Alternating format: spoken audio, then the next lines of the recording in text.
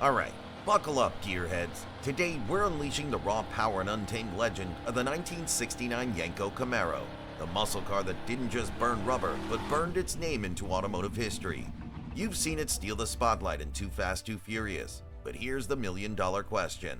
Was this big block beast as ferocious in real life as it was on the silver screen?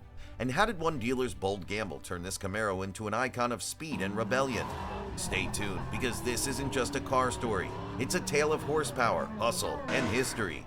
Don't forget to smash that subscribe button to fuel our journey into the world of muscle car greatness. Now, when Roman Pierce rolled up in that orange machine, the '69 Yenko Camaro in the movie, it was instant eye candy.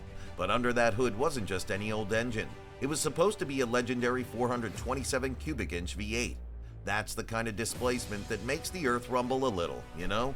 But here's something to chew on. How much of what we saw on screen was pure cinematic exaggeration, and how much was the real deal?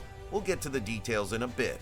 Sure, it looked fast in the movie, but what made a Yenko Camaro so special compared to a regular '69 Camaro? So this monstrous engine, in its true Yenko form, was rumored to pump out around 450 horsepower. Imagine trying to tame that kind of raw power back in the late '60s. That's enough grunt to leave a serious impression, even today. But horsepower numbers are just numbers, right? What did that translate to on the asphalt? Did it truly feel like 450 horses stampeding under your right foot? We'll crack that open shortly. And all that muscle produced an earth-moving amount of torque. We're talking somewhere north of 460 pound-feet. That's the kind of force that throws you back in your seat and makes the tires beg for mercy. You absolutely need that torque. Now let's talk about speed in the real world, not just on the silver screen. A genuine '69 Yenko Camaro could reportedly hit a top speed somewhere in the neighborhood of 140 miles per hour. Not quite fighter jet territory, but definitely enough to rearrange your internal organs. Top speed is a bragging right, but what about getting there? Was it a controlled surge of power or a hang-on-for-dear-life wild ride? We're circling back to those heart-pounding details. Beyond the sheer muscle, the Yenko Camaro had some distinctive features that set it apart from the everyday pony car. It had upgraded suspension components, which meant it could actually handle those corners with a surprising amount of composure. Think about it, a muscle car that wasn't just good in a straight line. It's like finding out your cat can actually fetch. And those signature Yenko stripes and badging, they were like a badge of honor, screaming, "I'm not messing around." But here's a thought to toss around. Were these upgrades enough to justify the legendary status, or was it all just a really cool paint job? Back in 1969, if you had the cash, one of these Yenko beasts would have set you back around $4,200. Try to wrap your head around that for a second. What could you buy for $4,200 today? Maybe a decent used box of rust and a questionable amount of pizza? But back then, that got you a piece of automotive history. But hold your horses. That was the original sticker price. What's the story now? Alright, quick pit stop for a refuel. Are you digging this deep dive into the Too Fast, Too Furious Yenko? Want to keep your engine revving with more automotive legends and behind-the-scenes stories? Then slam that subscribe button and punch that notification bell. We've got more horsepower-fueled history coming right your way. Don't be a spectator, join the ride. Now, where were we? Ah yes, the original price.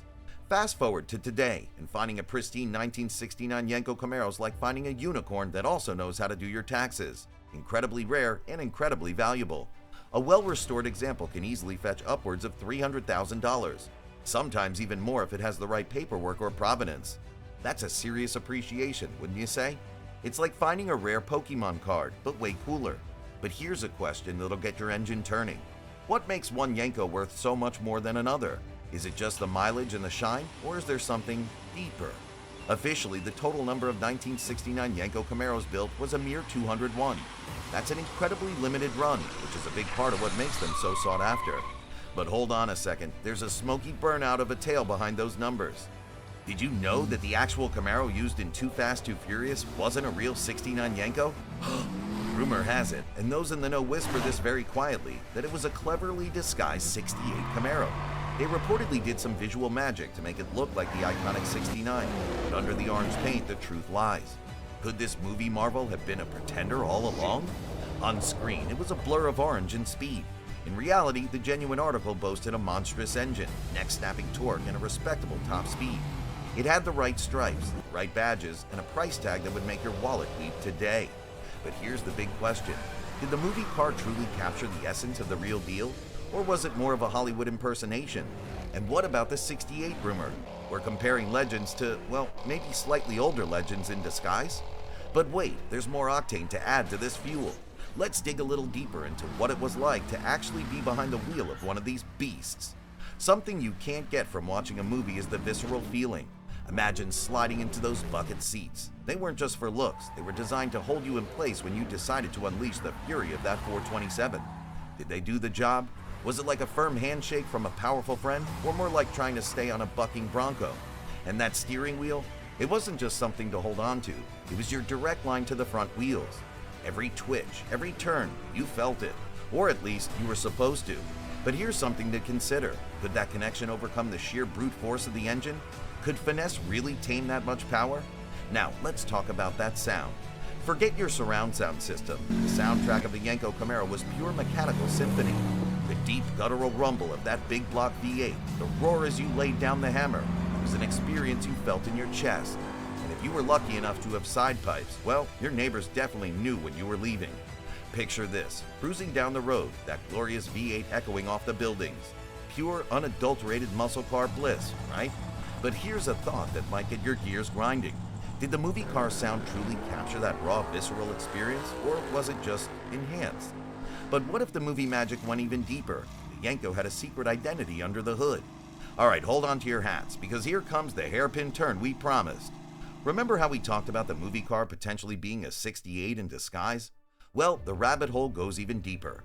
Rumor has it, whispered among film car aficionados, that the engine under the hood of the Yenko in Too Fast, Too Furious wasn't even a genuine 427. Some say it was a smaller block Chevy, dressed up to look the part with some creative engine bay modifications. We're talking smoke and mirrors, folks. This wasn't about raw power. It was about creating the illusion of power for the cameras. Imagine that, the star car of a high-octane movie, potentially faking it. This completely flips the script, doesn't it? Suddenly, the Yenko isn't just a fast car, it's a master of disguise. And placing that bombshell right here makes you rethink everything you saw in the movie, doesn't it? It makes you wonder how much of what we see on screen is reality and how much is, well, Hollywood.